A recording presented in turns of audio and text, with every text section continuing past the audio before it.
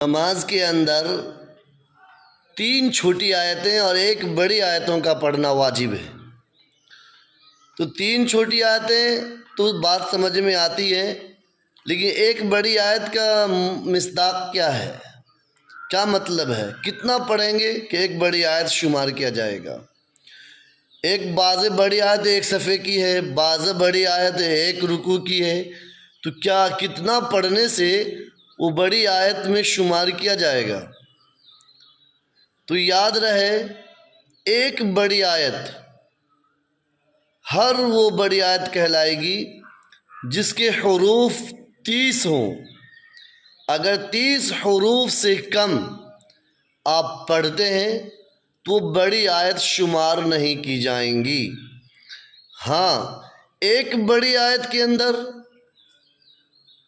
100 حروف ہیں، اگر آپ 30 حروف بھی پڑھ لیتے ہیں اور پھر اس کے بعد آپ رکوع میں چلے جاتے ہیں تو یہ وجوب جو 1 بڑی آیت کا پڑھنا واجب ہے یہ ادا ہو جائے گا۔ ہاں، مکمل آیت نہ پڑھنے کی وجہ سے خلاف سنت ہوگا، خلاف سنت کہلائے گا۔ لہذا 1 بڑی آیت کا مصداق ہر وہ آیت ہے جس کے اندر 30 حروف ہو۔ 30 حروف ادائیگی پر بڑی آیت کا مصداق مکمل ہو جاتا ہے۔ مثلا اللہ لا الہ الا هو الحی القیوم لا تأخذہ سنۃ ولا نوم، یہاں تک آپ پڑھتے ہیں، یہ 30 حروف پڑھ دیے میں نے، گویا کہ 1 بڑی آیت پڑھی گئی۔ مکمل پڑھنا اس معنی کر وہ ضروری ہے کہ خلاف سنت نہ ہو۔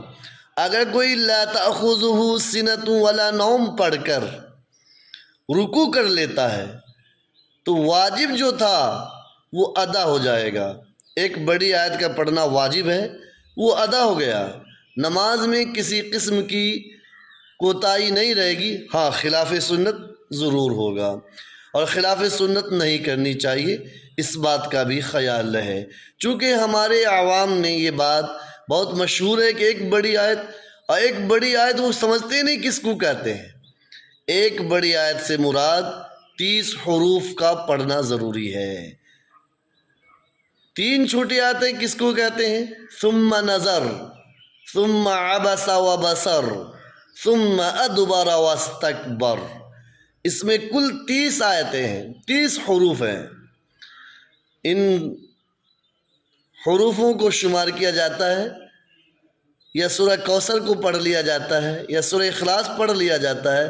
سورہ اخلاص میں 4 آیتیں ہیں، یہ سب 30 حروف کے مصداق میں آ جائیں گے اور 30 حروف شمار کر لیا جائے گا۔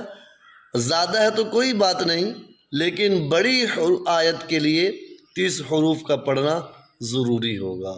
وما توفیقی الا باللہ۔ خدا حافظ۔